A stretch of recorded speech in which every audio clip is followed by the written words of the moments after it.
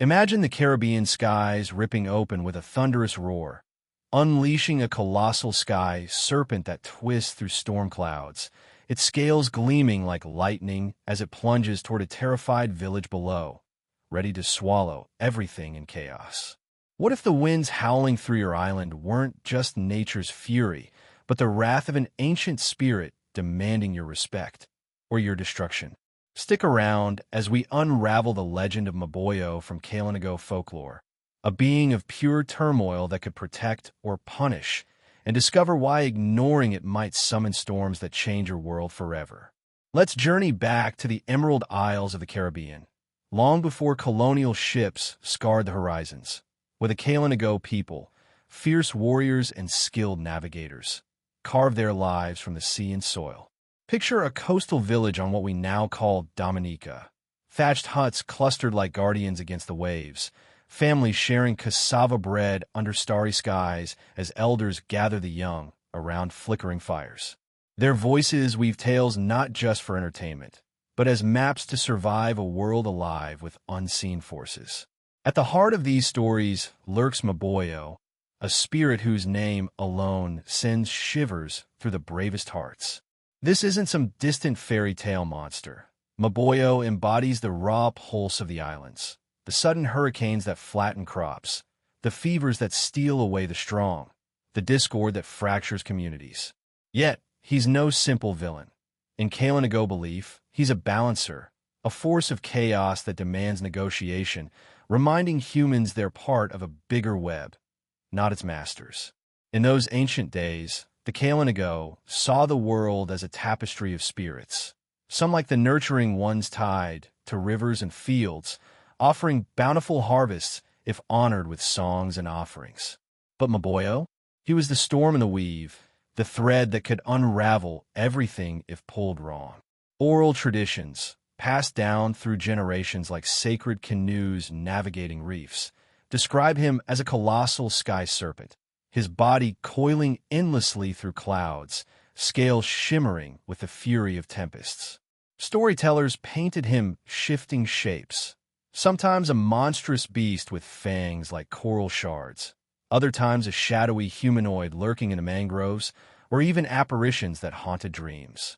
Carved wooden idols, called zemies, captured glimpses of him, grotesque faces with twisted features, not to worship, but to repel his wild energy. These weren't pretty statues for shelves. They were spiritual shields, placed in huts or carried by shamans to channel his power away from the vulnerable. The Kalinago didn't fear Maboyo out of superstition alone. It was practical wisdom born from living on islands where one bad storm wiped out a year's food. Their cosmology wasn't divided into good versus evil like some outsiders later imposed. It was about balance. Maboyo existed outside any divine family tree, no parents or siblings in the myths, marking him as a cosmic loner, a force unto himself. He belonged to the realm of malevolent energies, those responsible for whipping winds into hurricanes, spreading plagues through villages, or stirring jealousy that sparked fights among kin. Think of him as the island's wild heartbeat, pounding unpredictably, forcing people to stay alert. Without ties, he was free to roam, a reminder that nature's gifts came with strings, and ignoring the volatile side invited ruin. Names for this spirit echoed across the waves, twisting with each island's tongue. In some Kalinago dialects, it was Maboyo, a word that rolled like thunder, meaning both the entity and the chaos he brought. Among related Taino peoples, it became Maboyas, plural for the spirit, and the protective charms carved to ward him off. Siboney variants whispered Maboya, tying him to nocturnal dangers, seducing dreamers or blighting crops under moonlight. These shifts weren't sloppy. They reflected how myths adapted to local lives. Coastal clans feared his sea-stirring tempests, while inland groups dreaded his ground-shaking rages. Linguistic roots trace back to Proto-Arawakan words hinting at night demon or storm bringer, showing how interconnected Caribbean indigenous cultures were, sharing fears across canoes and trade routes. Maboyo's powers were as vast as the ocean horizons, blending destruction with a twisted form of order. He commanded the skies, summoning violent gales that lashed islands, uprooting palms and flooding fields. Hurricanes we now track with satellites, but back then, seen as his serpentine coils whipping the air. Illness bowed to him too. Fevers that swept villages, aches that crippled warriors, all traced to his displeasure. Some tales spoke of him sowing discord, whispering doubts into ears, turning brothers against each other, or luring women into forbidden trysts that shattered families. It wasn't random malice. It was nature's check on human hubris, punishing those who overfished reefs or neglected rituals. Shamans, called boys, stood as the front line, mediating with chants that mimicked wind howls, blowing smoke from sacred tobacco to cloud his vision, or wielding zemis as talismans to redirect his fury. Offerings were key: cassava cakes, feathers, or tobacco leaves left at sacred spots, not as bribes, but acknowledgments of his domain. In one vivid ritual described in early colonial accounts by friars like Ramón Pané in the 1490s, though filtered through European eyes, boys would enter trances, inhaling cohoba smoke to journey into Maboyo's realm, bargaining for calm seas or healthy children. These weren't casual prayers. They were high-stakes negotiations, where a wrong word unleashed worse chaos. But here's where the real knot tightens. In a world where every storm could erase your village, how do you live without constant dread turning you into a prisoner of fear, too scared to fish or farm? The Kalinago faced relentless challenges: hurricanes flattening homes yearly, diseases from humid jungles claiming lives without mercy, internal squabbles flaring over scarce resources. Maboyo amplified those, framing natural disasters as spiritual rebukes for imbalance, like overhunting or ignoring communal rights. The problem? Strike that harmony without letting paranoia fracture the very society you're protecting. Too much caution, and you starve.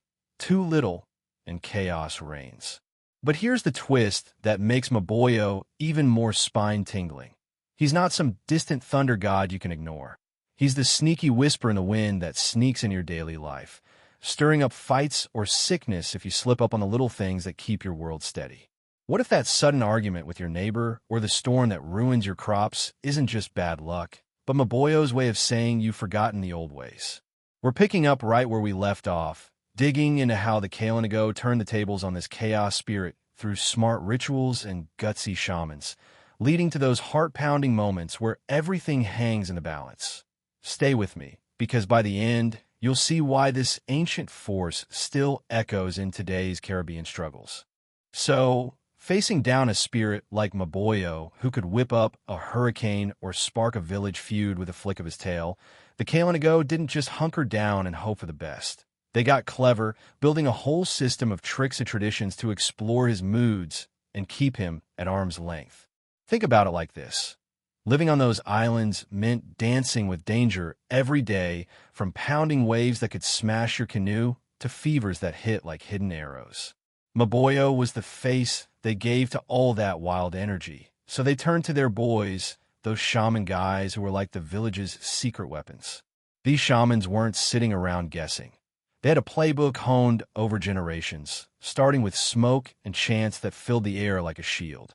One way they dove into Maboyo's world was through cohobus ceremonies, sniffing this potent mix of ground seeds and shells that sent them on mind trips to bargain with the spirit directly.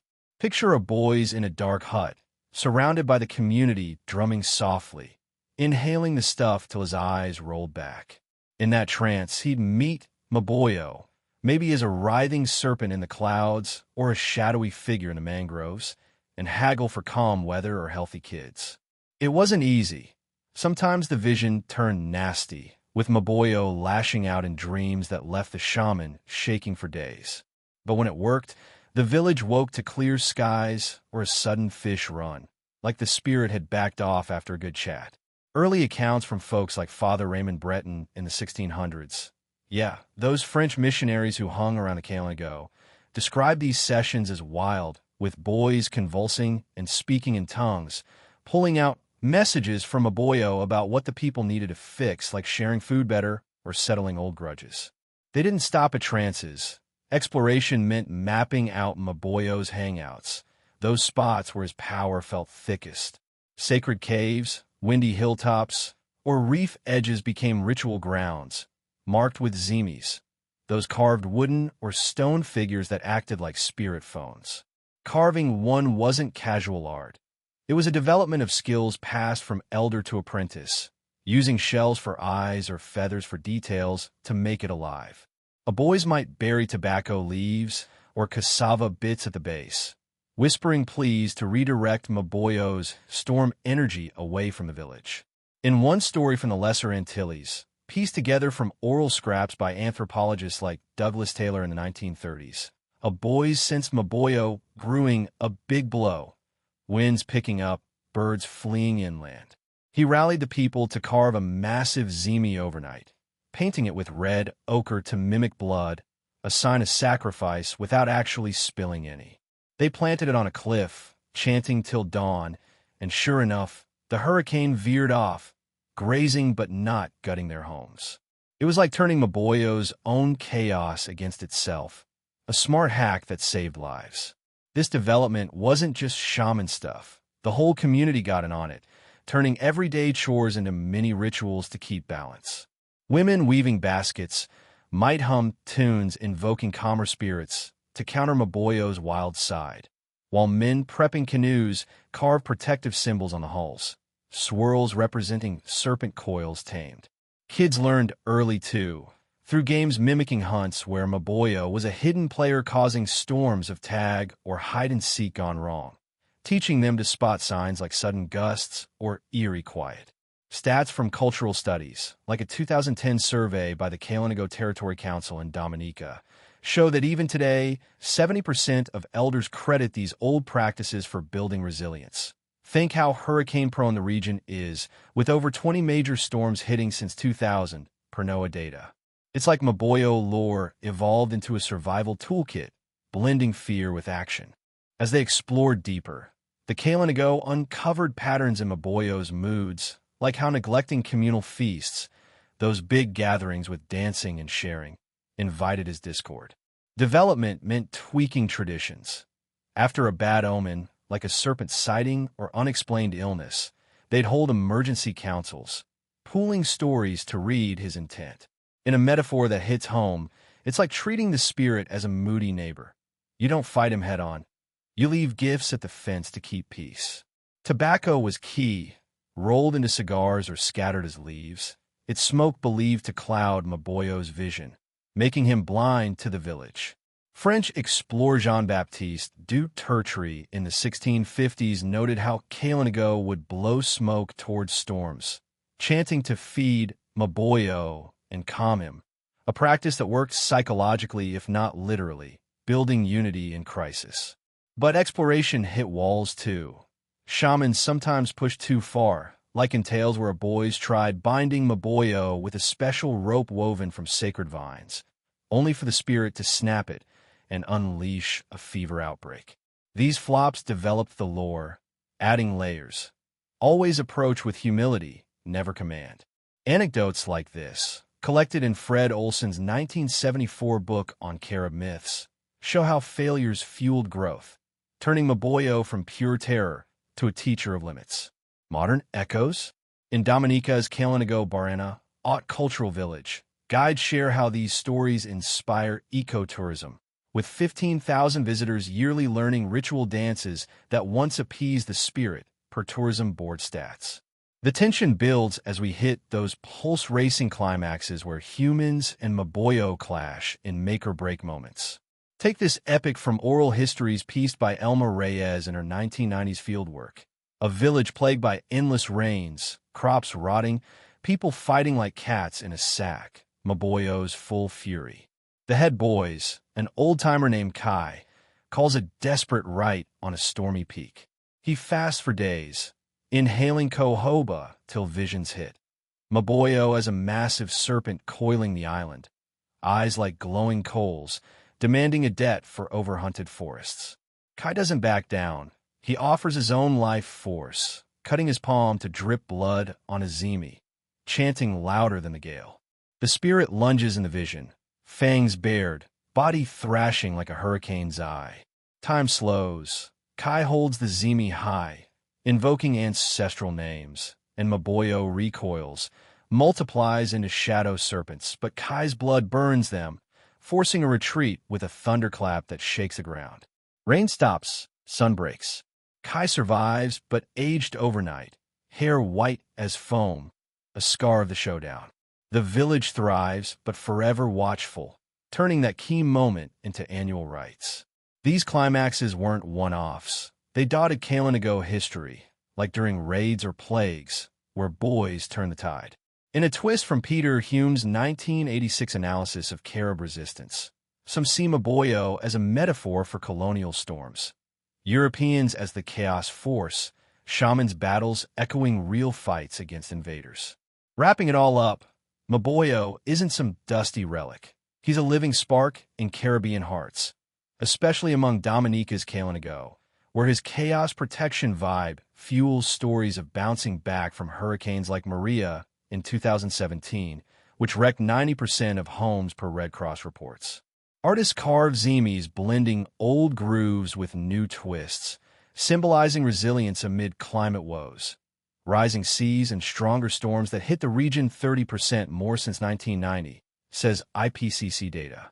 In books like Unya Kimpedu's novels or academic digs by Maximilian Forte, he's a stand-in for trauma and triumph, linking past spirits to present fights for land rights. Maboyo's lesson endures.